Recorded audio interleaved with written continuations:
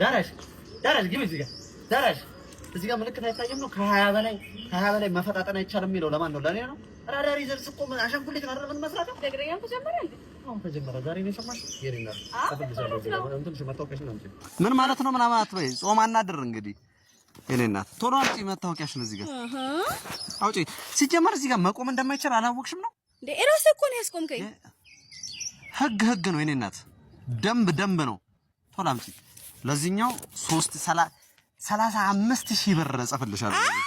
አዎ በዛ ላይ ደግሞ ተንጫጫሽብኝ። የመጨረሻ ይሄ ባለስልጣን ግቢ ነው። መመንጫጫት እዚህ አካባቢ እንደማይችል አታውቂም ነው? የቱ? ይሄ ባለስልጣን ግቢ? ይሄ ባለስልጣን ግቢ ነው። ለሱም እጽፍልሻለሁ 100,000 ብር። ባለቤቱን እኮ ባለስልጣን አይደለም የኔ እናት። በሚስቱ ላይ ስልጣን አለው።